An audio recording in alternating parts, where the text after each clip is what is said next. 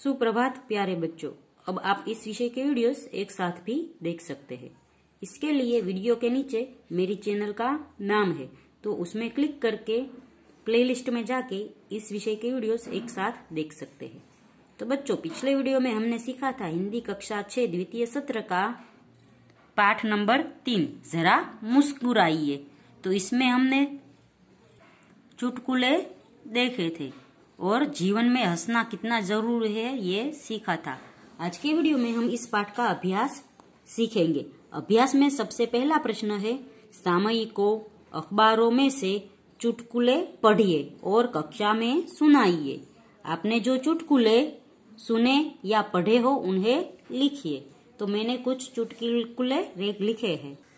जैसे पहला है, पिता बच्चे से कह रहा है, लंका को सोने की लंका क्यों कहते हैं?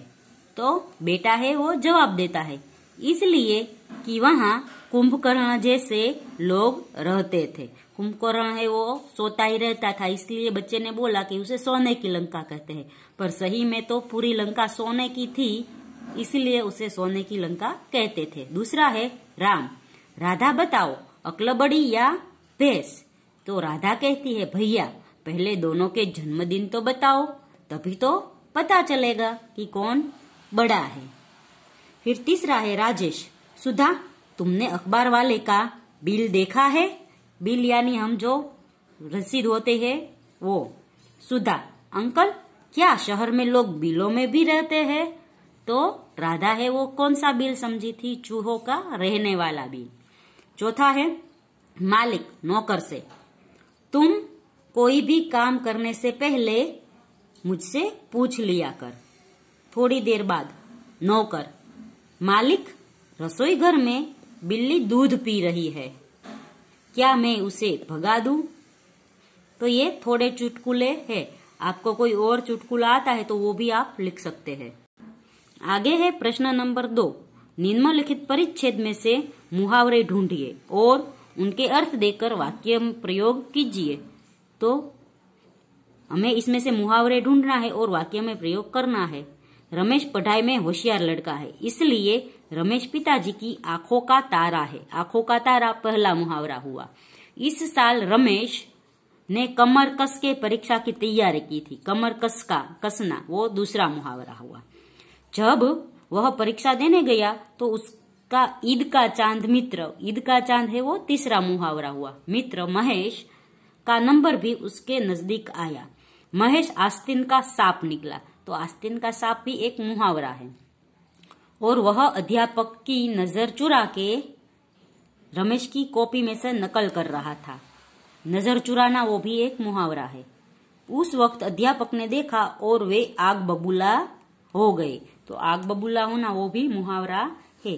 तो इन मुहावरों के अर्थ है, सबसे पहला मुहावरा है आंखों का तारा होना। तो उसका अर्थ है बहुत प्यारा होना।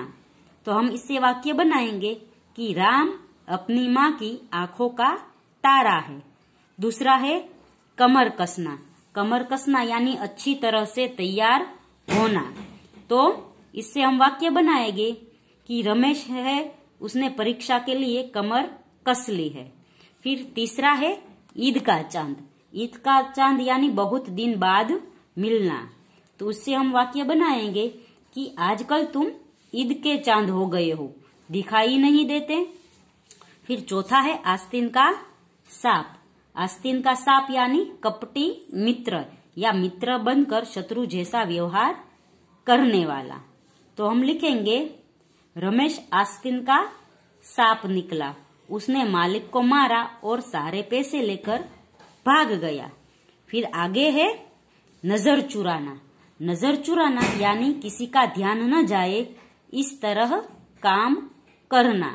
तो इससे वाक्य बनाएंगे, अपराधी पुलिस की नजर चुराकर भाग गया। फिर आगे का है आग बबूला होना। तो आग बबूला होना यानी बहुत क्रोधित होना। तो इससे वाक्य बनेगा, नौकर ने गुलदस्ता तोड़ दिया तो मालकिन आग बबूला हो गई। आगे का प्रश्न है, रेखांकित शब्दों के लिंग बदलकर वाक्य फिर से लिखिए। तो लिंग बदलना यानी स्त्रीलिंग है तो पुल्लिंग करना, पुल्लिंग है तो स्त्रीलिंग करना। तो सबसे पहला है मेरे दादाजी यात्रा पर गए थे, तो दादाजी की जगह दादी जी आएगा। तो मेरी दादी जी यात्रा पर गई थी। दूसरा है एक आदमी ने मुझसे कहा, तो आदमी की जगह औरत आएगा, तो हम लिखेंगे एक औरत ने मुझसे कहा। फिर तीसरा है लेखक कहानी लिख रहा है, तो लेखक की जगह लेखिका आएगा, तो वाक्य बनेगा लेखिका कहानी लिख रही है।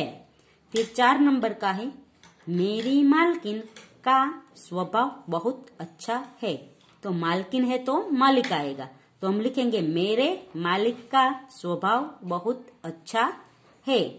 आगे है बारिश को देखकर मोर नाचने लगा, तो इसका लिंग बदले तो मोर का मोरनी होगा, तो लिखेंगे बारिश को देखकर मोरनी नाचने लगी। फिर 6 नंबर का है जंगल में शेर दहाड़ रहा है, तो शेर की जगह शेरनी आएगा, तो वाक्य बनेगा जंगल में शेरनी दहाड़ रही है। फिर 7 नंबर का है सेठ दुकान में बैठे है, तो सेठ की जगह सेठानी आएगा और वाक्य बनेगा सेठानी दुकान में बैठी है। फिर 8 नंबर है अध्यापक पढ़ रहे हैं, तो इससे वाक्य अध्यापक का अध्यापिका होगा और वाक्य बनेगा अध्यापिका पढ़ रही है। फिर 9 नंबर का है पंडित रामायण सुनाने लगे, तो पंडित की जगह पंडिताइन आएगा और वाक्य बनेगा पंडिताइन रामायण सुना रही है अथवा सुनाने लगी।